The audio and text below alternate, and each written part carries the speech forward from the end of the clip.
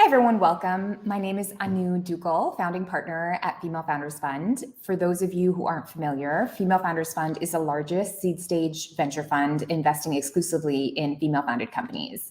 Some of our investments include companies like Billy, Bento Box, Zola, Tala, Maven, amongst others. And you can check out femalefoundersfund.com for our entire portfolio.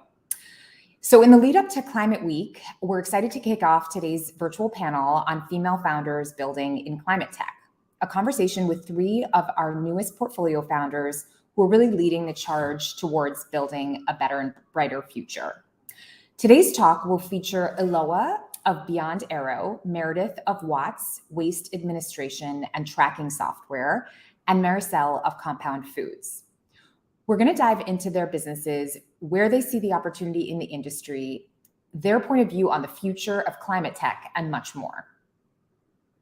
One quick announcement before we kick things off.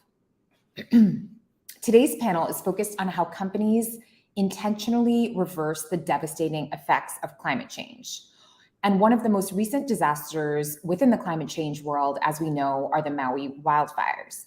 So in lieu of buying a ticket, we urge all of you attendees to consider making a small donation to aid the Maui Strong Fund, an organization providing financial resources to support the immediate and long-term recovery needs for people and places affected by the devastating wildfires. You can scan the QR code on the screen to learn more and to make a donation. So thank you, and without further ado, let's get started.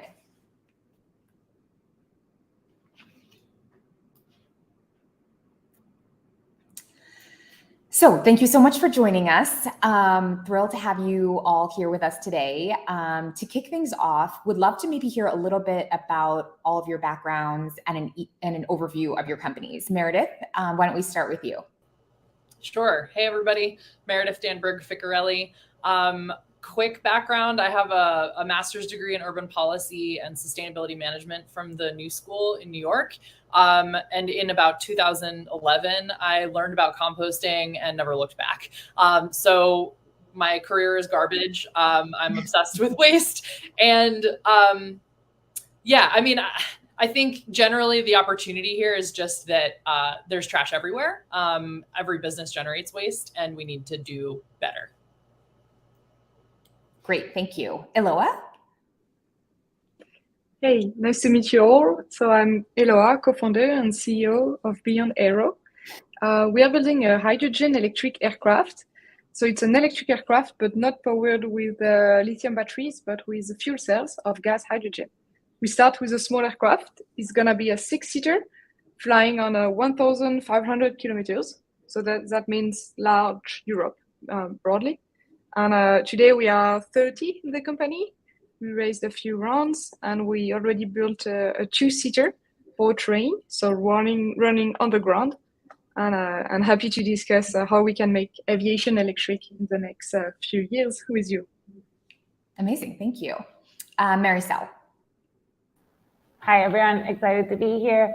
My name is Maricel. I'm originally from Costa Rica, and what we are building at Compound Foods is the ability to transform low-value inputs into high-value products that we can make delicious at the right cost, but with a reduced burden on the environment. And we do that with fermentation. And that's how we've created our first brand that's called Minus, which is Coffee Minus Coffee. And excited to chat with you today about what we're building, why, and also what the future of climate looks like. Fantastic. Thanks so much, everyone. So before we kicked off the panel, we were joking around with Meredith that she is obsessed with trash. And so just would love to hear, before founding WATS, you obviously spent a decade at the intersection of commercial waste and sustainability in New York. So would be curious to just hear where you saw the opportunity for innovation and how you think WATS is going to be solving that. Yeah, thanks for this question. It took a while to get here. My co-founder Laura and I have been working together since 2015. We had both kind of discovered our obsession with waste before we met each other. And we were working with businesses, really any business that would work with us, to help them reduce waste with a focus on composting. We're obsessed with food, love going to restaurants, and learned that in the United States, 40% of the food that we grow is wasted. And that statistic just like totally blew our minds. And we separately in our lives at that point realized that we wanted to focus on that. The challenge with consulting, which is what we were doing data analytics and education and all kinds of things individually, one-off for these businesses, was the lack of opportunity to scale and the frustration with building a 3-phase proposal and then having someone say, well, let's do the waste audit. Like, let's start there. And it was very costly for these businesses. So frequently we weren't able to work with some entities that maybe wanted to. And their data availability in the waste industry is not great. And maybe we can get into that later, but there's also just very little standardization, very little transparency. And we recognize the opportunity for software where businesses need to understand what is happening in terms of waste with their different sites. But there wasn't a tool to help to consolidate and standardize that information. So we started building the first low-code versions, modules of WATS really in 2018, 2019, and it grew from there. Amazing. Maricel, so I know prior to starting Compound Foods, you had co-founded Next Biotics, a biotech company leveraging synthetic biology to develop antibiotic alternatives. Mm-hmm. I'm curious, what kind of drew you into climate tech, and how did you basically switch gears to focus on coffee as you developed Compound Foods? Yeah, definitely.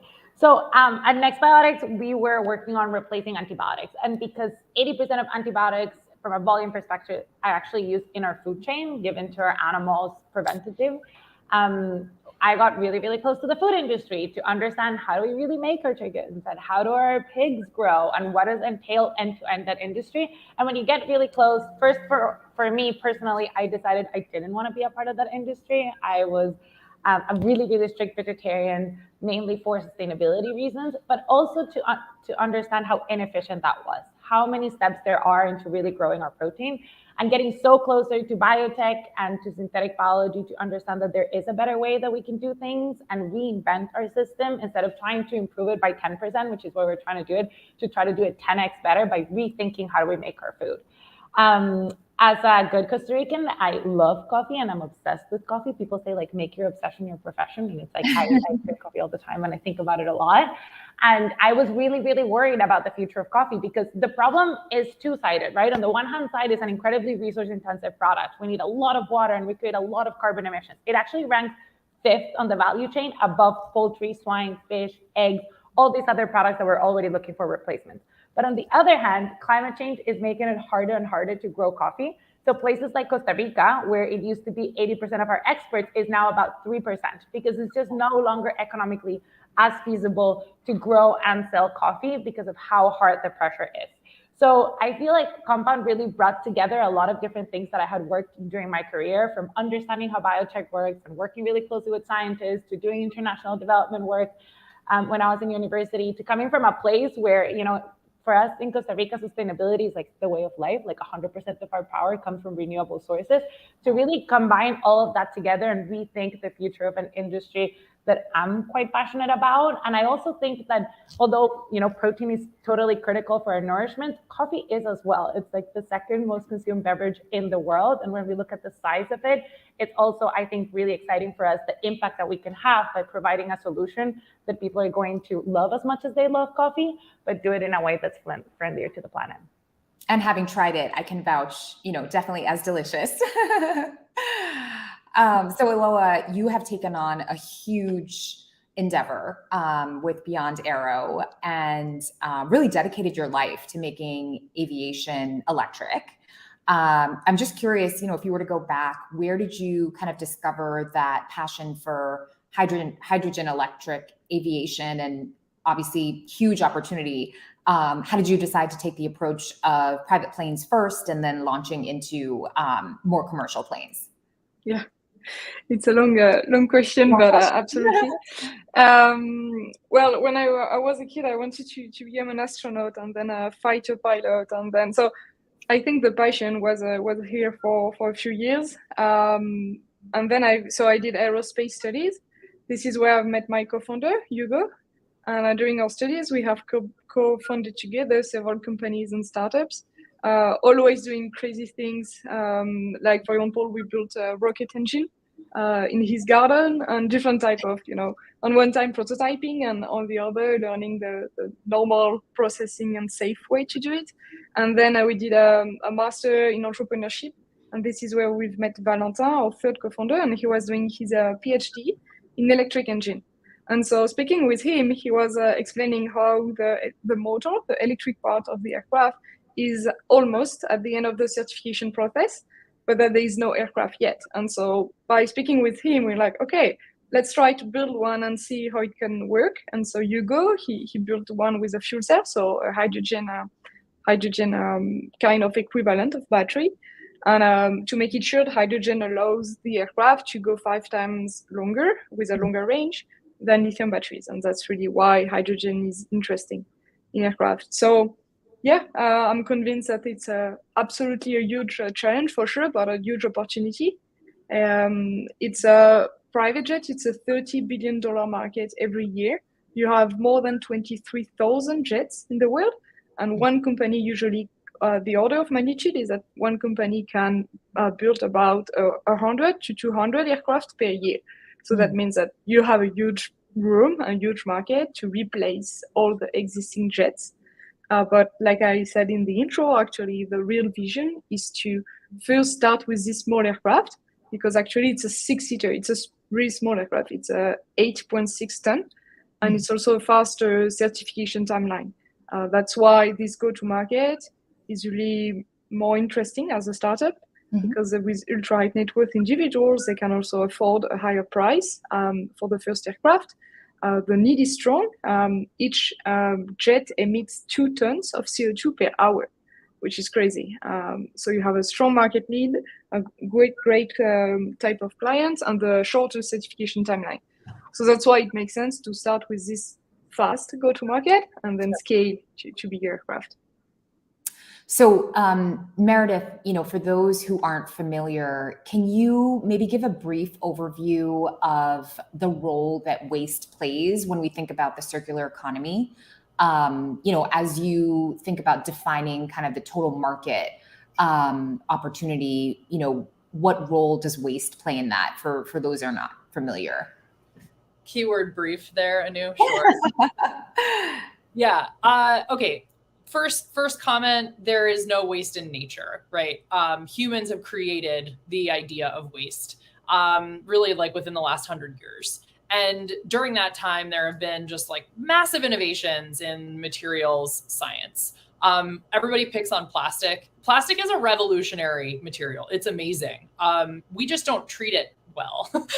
Single-use plastic is the problem. And so one of the words that I use or phrases that I use when I think about materials in the circular economy and waste in the circular economy is this idea of materials literacy, which is like, we need to understand what the thing that we're holding is made of. This is paper, right? Comes from trees or other natural materials generally.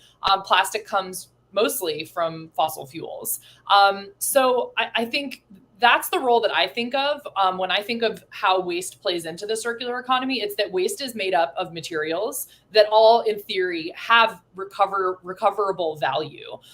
Some materials are really hard to recover. Those are the ones that we should probably phase out, use less, do a better job of trying to recover or build science around them so that we can do that better and more efficiently.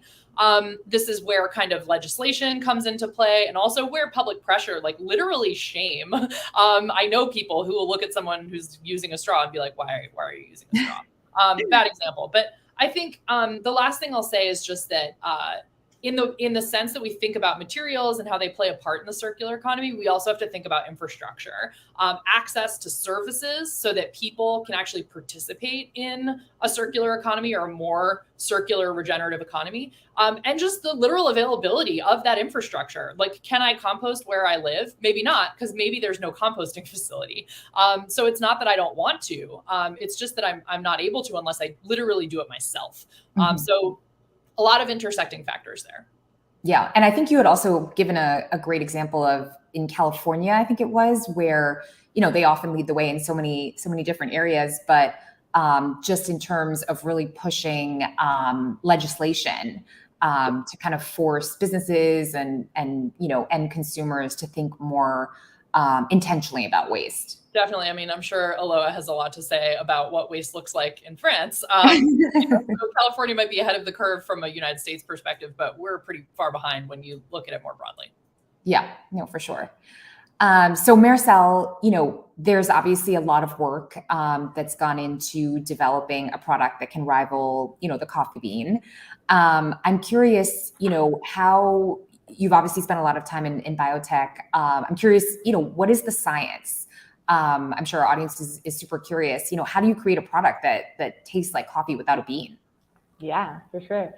So the first thing that we did was started thinking about what coffee really is. So if you think about it, coffee is an extraction of chemical compounds that are, in my opinion, perfectly balanced to smell and taste like coffee, which are extracted from a bean. So the question was, is there another way that we can get those compounds either from alternative plants or fermentation?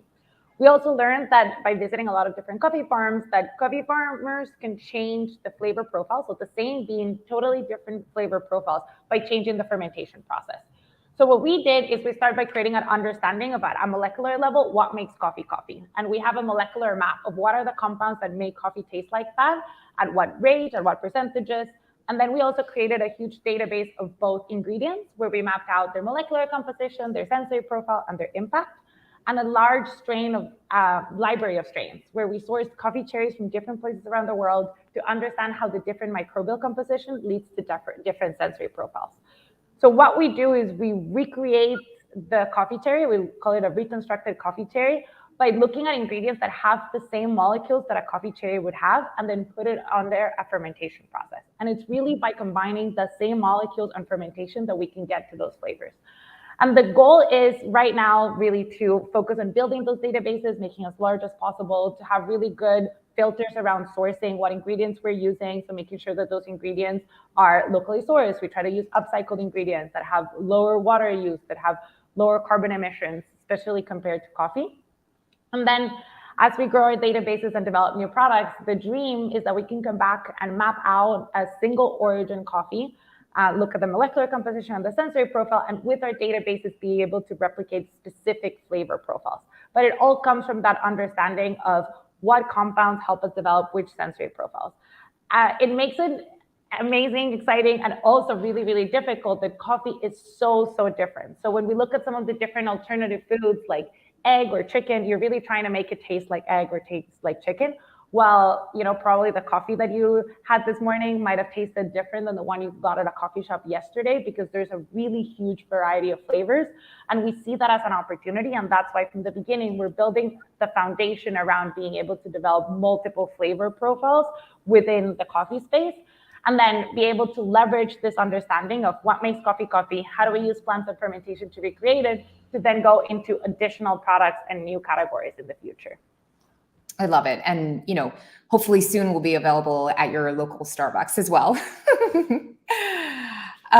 So Eloa, as you kind of touched on this earlier, but as you think about the Beyond Aero product timeline and kind of launch strategy, and specifically as it relates to the higher end of the market, how do you feel that this will kind of evolve eventually into kind of more widespread commercial distribution and accessibility as well? Absolutely. Well, that's also why we start with the business jet. It's because of the certification timeline. I said it just before, saying that we want to go on the market as soon as possible, and then the product will evolve through times.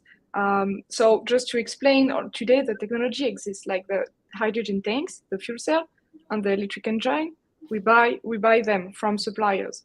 The technology exists already in trucks, in cars. You have hydrogen in automobile, in boats, etc.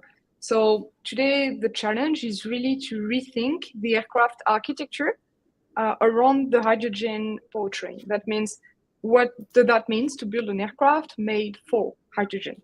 So that means concretely, where do you put the tanks, since they are huge? And how do you cool down the fuel cells? Because they emit a lot of heat. So you have two technical challenges. And that's what we have been tackling for the last 3 years, is to redesign an aircraft around the hydrogen powertrains. And that would apply for the small aircraft, but also for bigger aircraft. Even if some component can change. For example, we might need to switch to liquid hydrogen and not gaseous hydrogen for bigger aircraft. The challenge stays the same. You need to rethink an aircraft from scratch and not take an existing aircraft and try to force hydrogen into it. Actually, that would work on a technical point of view, but you would lose most of the range and most of the cabin, and that would be annoying for sure. So yeah, that's why existing technology on smaller aircraft, fast go to market, and then scale it the same architecture. And in terms of traction, obviously building the plane is one thing, but then getting kind of permissions and ensuring, Europe and European cities and airports are open to adapting or kind of working with you. What has that process been like? Yeah, exactly. From day one, we have someone full-time on working with airports, lead hydrogen airport manager, because such a company and a product can exist only if we can have hydrogen in airports, and also if the hydrogen can be produced in a I hate the word green. It's not green way, because today hydrogen is not produced in a decarbonized way. So the challenge is to first produce at scale. It's called pink hydrogen. That means from nuclear. And that's why it's a geopolitical subject also to be French, because we have 75% of our electricity coming from nuclear. Mm-hmm. So you have also this whole pivot of the whole industry, not just Beyond Aero. It has started by Airbus and then backed by the French government, by European. And that's why, like you said, indeed, we start first as a go-to-market, doing London, Paris, Nice, Geneva, Berlin, like the main European capital, and then we scale. It may happen in the US.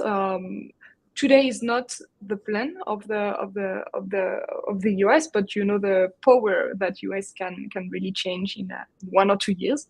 So we are following quickly, and that's why I'm moving more and more in the US. Fantastic. So, with all your companies, there is definitely, a shared mission of both empowering individuals as well as companies to protect the planet and to really accelerate a more habitable future. I'm curious, for each of you, what you see as the biggest barrier to climate action. And Meredith, maybe we can start with you. I'm taking it, guys. Fossil fuel subsidies. Sorry. I can't see you anymore, but I'm pretty sure I got some smiles out of that. I don't know. It's like the fact that we have an entire global culture that needs to change. That's the biggest barrier. I do think that there's a lot of momentum and, things are happening, but there's also a lot of inertia. Yeah, no, agreed. Maricel? There we are. I think in particular, when we think about climate action, something that's really, really hard is getting access to the right information around what can you actually do. I think, and even myself, I think information these days is so overwhelming, and climate change anxiety is real. It's like, I think about it where it's like, I can't fly to see my family, I can't eat meat, I can't wear or buy new clothes. And it's just like, there's so much information that makes it really, really hard to navigate. That's why when we think about Minus, we try to make it as colorful and as empowering as possible. And I think it's about inviting consumers and inviting people and inviting companies to take action in a way that feels a little bit more positive. I think that it's just overwhelming and hard to navigate right now. And when you're confused, it's easier to not do anything than to act. Yeah, agreed. Eloa?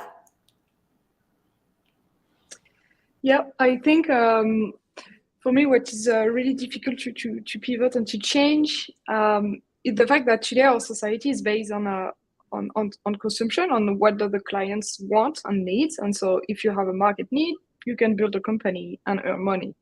And so with climate change is not the case, because we need to have a pivot on a lot of industry, and sometimes the need of the society, of the planet could not fit exactly the client needs, or it's not cheaper, or it would be more expensive or a bit more tiring to do some things. And so I think what is the most difficult for a company, I'm not just talking about aeronautic or more, but would be to find a good product market fit where the alignment for the climate change and for the planet is good as much as the client needs.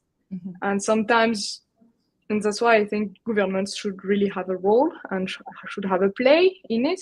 It's because they can push and help company to be developed while the client needs will evolve through times. And I think that's a big challenge of the society. Yeah. But what do you think?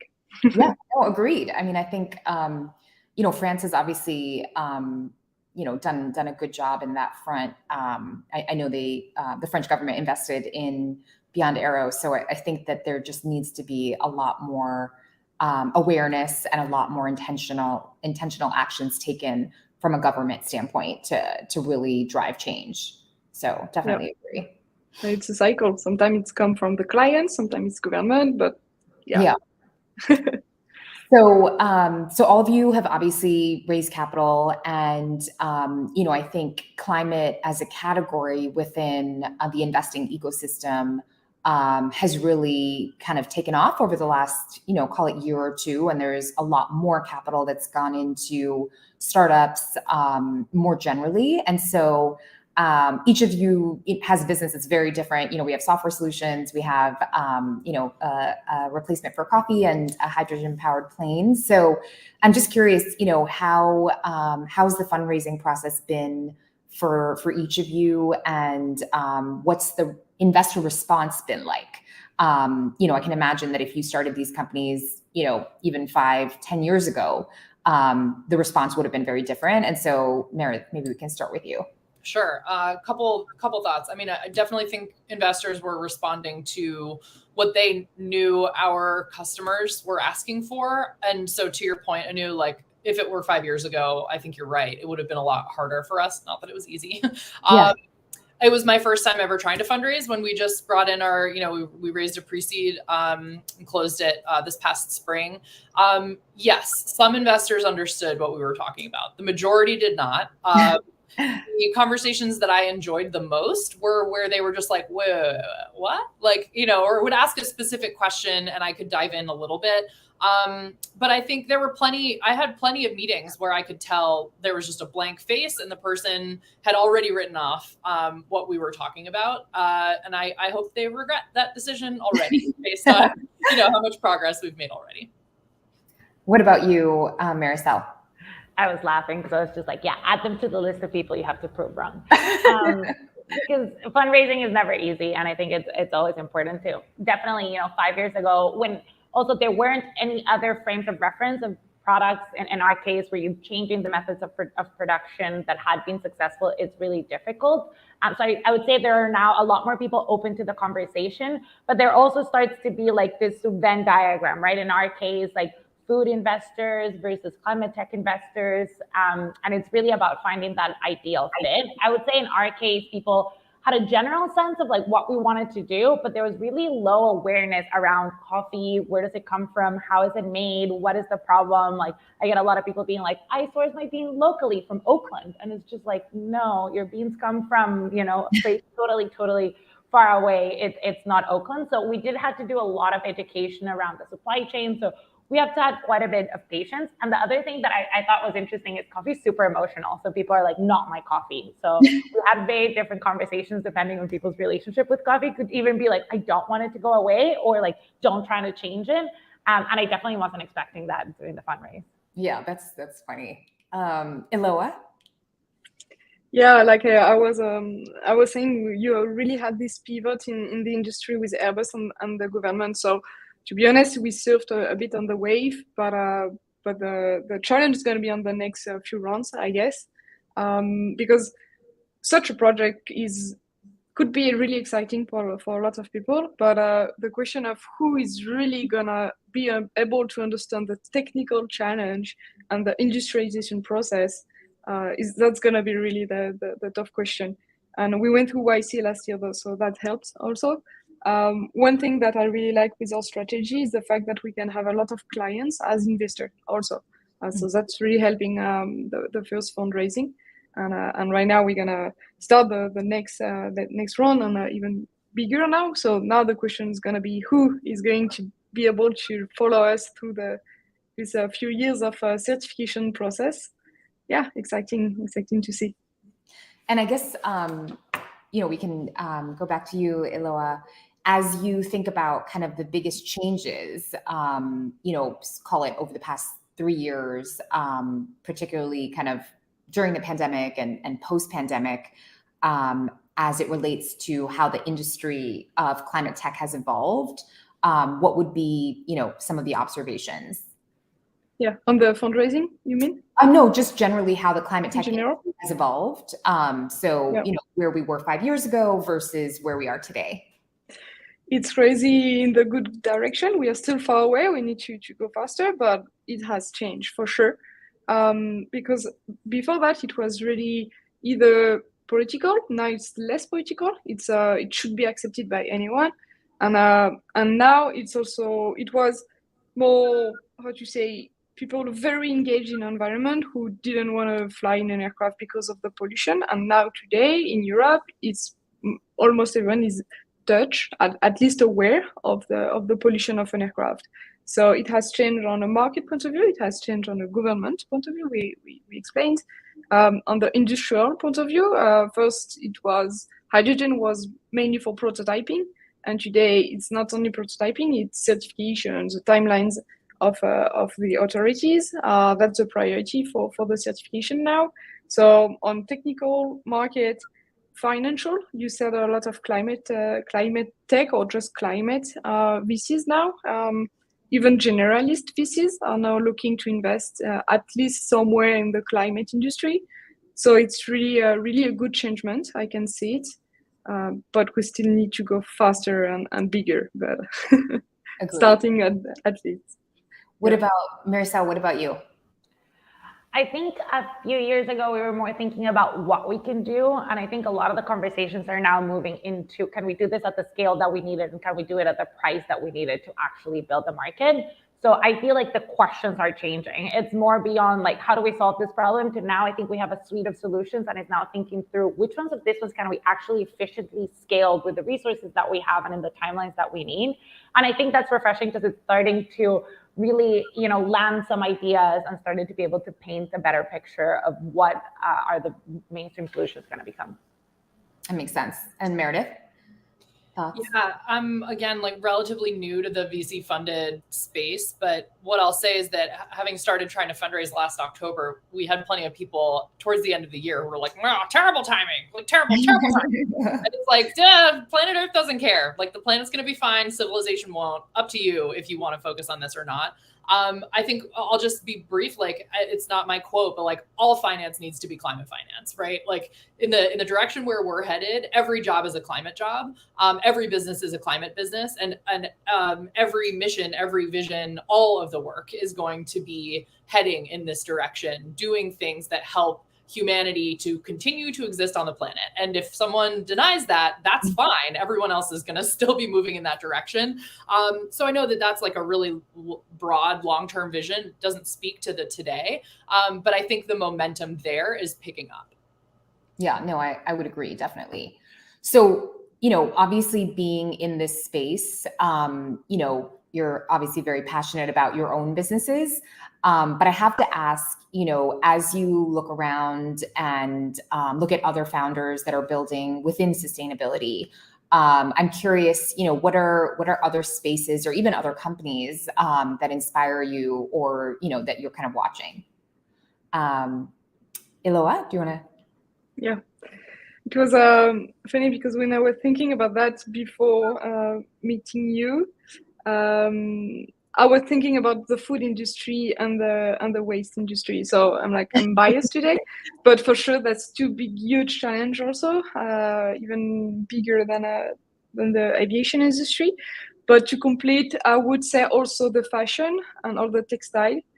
Today we have a lot of effort to do on that subject. In general, agriculture for sure.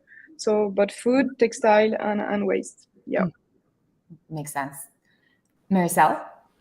I I think there's two big sides. One, and if you think about like the bathtub model, right? And like I think Eloa and I are thinking more about like how do we prevent a lot of emissions to be created. But I'm also really inspired by the people who are thinking about how do we actually take out the things like carbon and methane that are already on the planet to try to balance it again. So things like direct air capture, which seems to me like we're like as humanity, we're going on the offensive in this problem and trying to figure out like how are we actually going to be able to get back to balance before we hit all of those tipping points. And those solutions to me feel like so wild and thinking like so out of the box that I find it really, really inspiring. I feel like those are the people really going out to war for us. Yeah. Meredith? Yeah, two quick ones. I learned about gravity batteries. So generally like energy broadly, but this idea that we can repurpose existing infrastructure like old mines and use like simple levers and pulleys to like create energy. So cool. Gravity anyway. And the built environment, buildings, shelter, housing, like I think entities that are working at the intersection of climate and making sure that the spaces that we exist within, whether it's HVAC efficiency or like literally cement, so much really cool innovation happening there. Yeah, I love that. So Meredith, we can start with you on this question. You know, if you were to look 5 years from now, with WATS, you know, where would you be happy or where would you want to be, from a business perspective in terms of, you know, the types of businesses that you've touched, the types of change that, you know, you've been able to be a part of?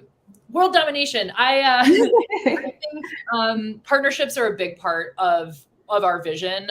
We haven't quite figured out where we want to start yet, but the way we think about WATS beyond what we have today is as an ecosystem where waste generators can find service providers so that the materials that they have can end up where they need to go and then track all of that data. So I think when I think 5 years from now, I'm imagining opportunities for businesses to retain value or consider their actual waste as an asset, separating those materials, cardboard, shrink wrap, whatever it might be, and really having local materials ecosystems where we have decentralized storage and processing.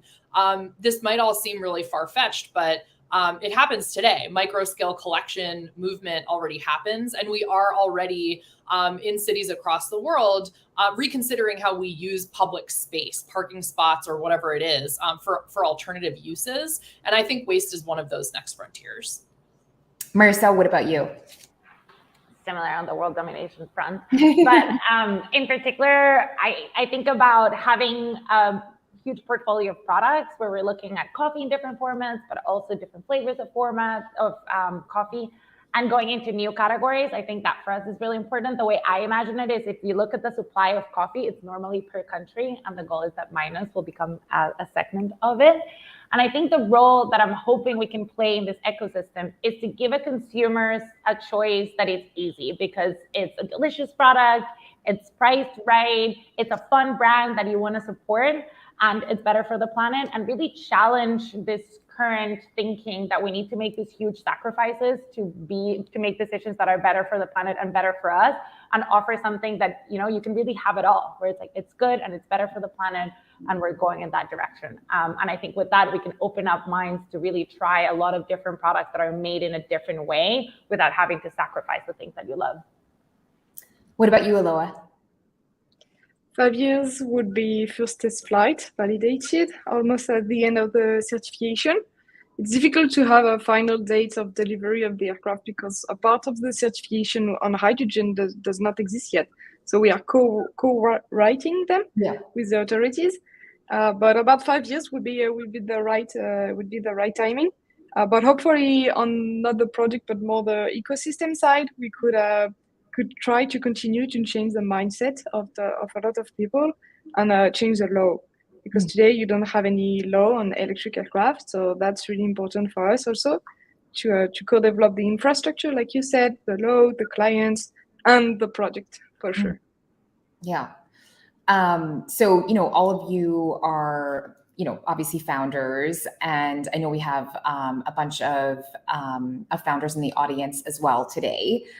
So curious, if there's one piece of advice that you have, particularly for founders building within climate tech and focusing on sustainability, what that piece of advice would be. Meredith. Build your network, talk to people, meet people, attend events, share, be kind to people. It comes back, even if it's not right away. It might be like 5 years from now, but it's worth it. Yeah. Maricel? I was going to say, fall in love with the problem. Don't fall in love with the solution, and really think and try to understand the problem. You're going to learn so much as you go, and stay flexible on the goal and how you get there. I've had the pleasure of meeting both Meredith and Laura, and you can really tell that they've been thinking about waste in so many different ways, and they are so in love with this problem. And I think that's what keeps you going every day, right? That you're trying to solve it and staying flexible and learning as you go.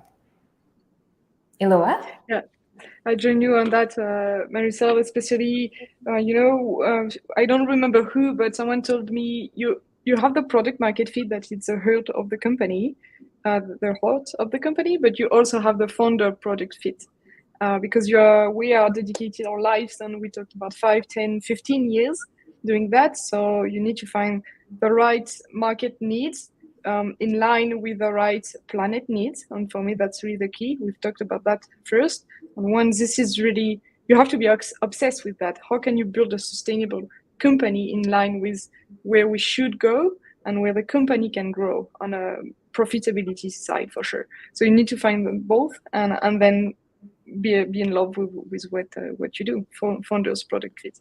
So yeah, so the advice would be, yeah, like you said, a founder product fit, but also trying to be able to learn more on the ecosystem, and not just see your products and what you want to do, but really be open to everything. First, to pivot a lot at the beginning, for sure, as you can imagine, and then once you have found the right thing, just work always. So we also have some questions that have been submitted by the audience. So one question I think is relevant for everyone, and I'm sure it's something that you all three of you think about. You're obviously building a product, taking it to market, but there's also, I would imagine, KPIs that are going to be attached to impact in different ways, obviously for each of your businesses. So curious to hear, we can start with you, Meredith. As you think through, those KPIs for your end customer and for the company itself, how would you answer that?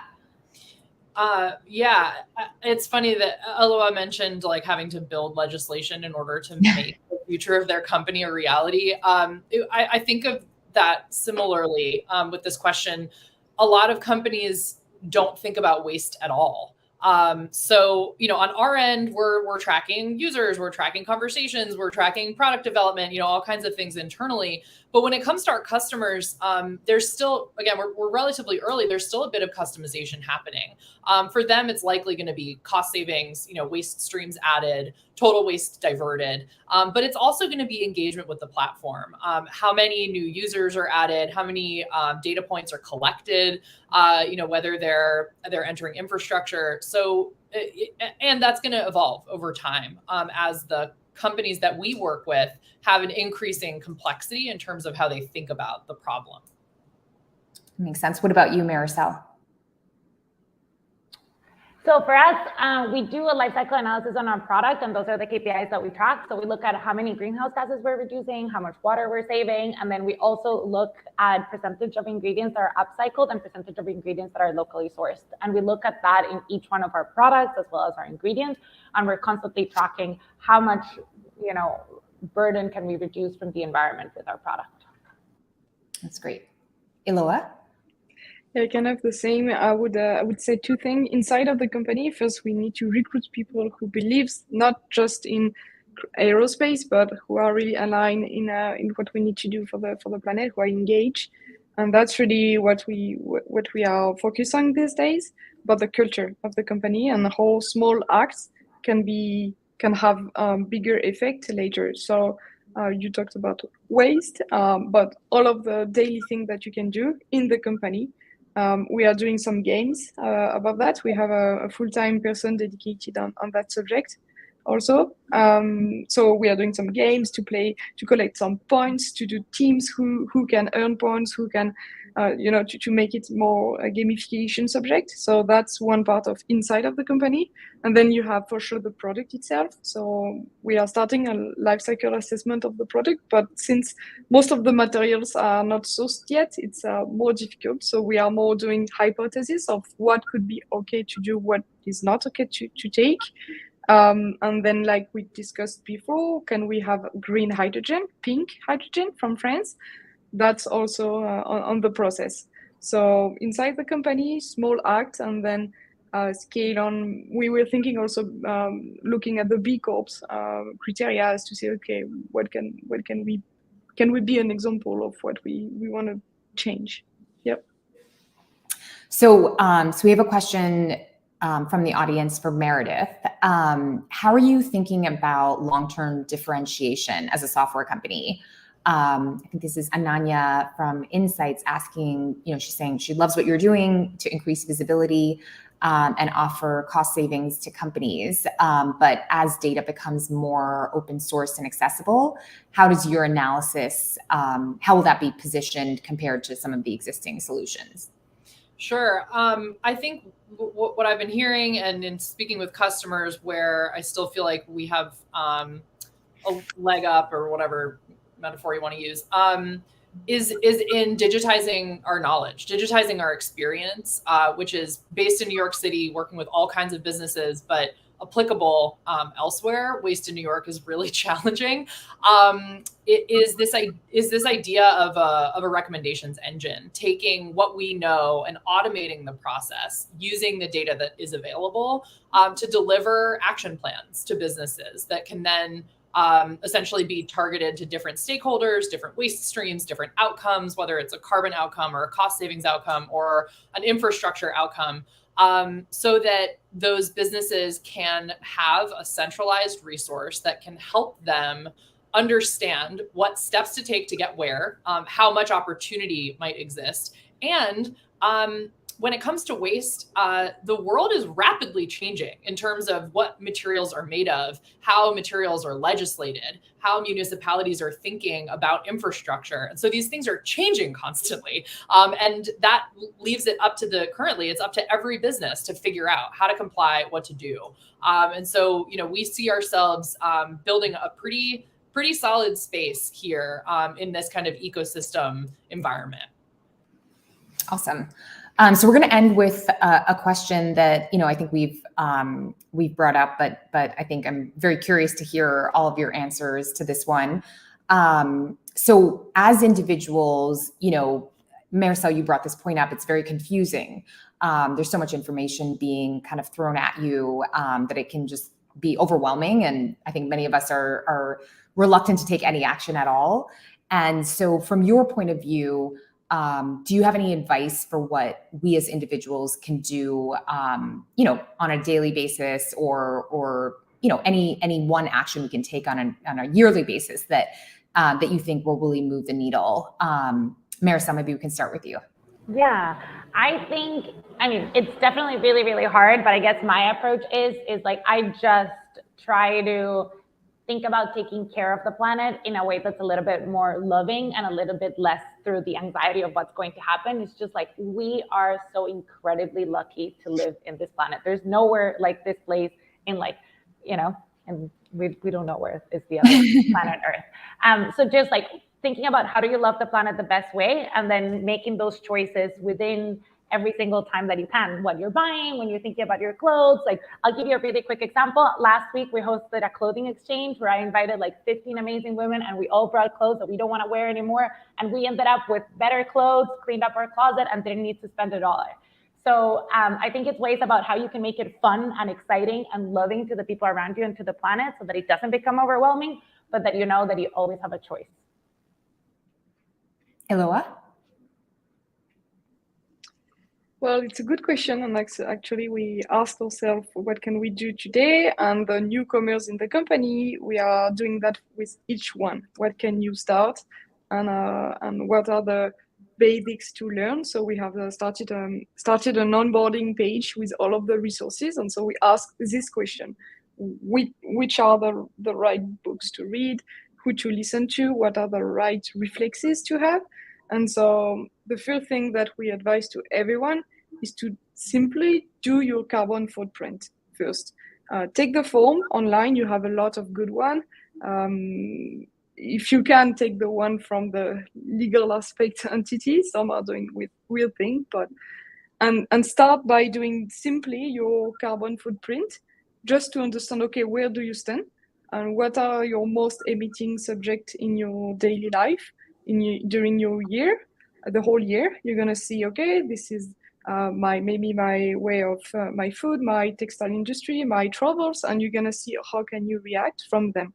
And by doing your carbon footprints, you're gonna have the order of magnitude of the tons of CO2 or kilo of CO2. So first advice would be that, and then take action. So most of the website that can give you the carbon footprints will also advise you a few tips linked to your own personal way of life. So I think that's really the good start, and then podcast, read books, speak with people, and yeah. Awesome. Meredith? I love that, Eloa. I have on my very long to-do list, Write Zero Waste 101, which is that like internal guide for our employees. So it's actually really helpful to know that you guys use that. So it won't be time wasted. Yeah, I think it's a marathon, not a sprint. I say this to my clients as well. Pick one thing. Start with one thing. Don't let yourself feel overwhelmed, whether we're talking about climate action broadly or like zero waste lifestyle, for my niche. One book that I really, really loved that I read during the depths of COVID was called All We Can Save, co-edited by doctors Ayanna Elizabeth Johnson and Catherine Hayhoe. It's a feminist climate anthology. It's stories and poetry about the struggles and triumphs of femme characters in the world and how they overcame whether it's decision anxiety and imposter syndrome or colonial power or whatever it might be. So, read others' stories, just like Eloa was saying. I couldn't agree more. And then, I think run for office. I mean, that's a pretty big one. If you're trying to be a founder, focus on that. Awesome. Find your problem. But we really need more women leaders and younger leaders. So step up if you're curious. I love that. So thank you to everyone who attended, and huge thanks to all three of you. I know it's super hectic with the run up to Climate Week. For those of you who were taking notes, the recording of today's conversation is available on our YouTube channel. So make sure to subscribe in case you want to rewatch or share. And finally, if you are a female founder building in climate tech, we'd love to hear from you. So feel free to submit your pitch in the submission form in the chat box, and we'll be in touch if there's a potential fit. So thank you so much for joining, and have a great night, everyone. Thank you. Thank you. Thanks for having us.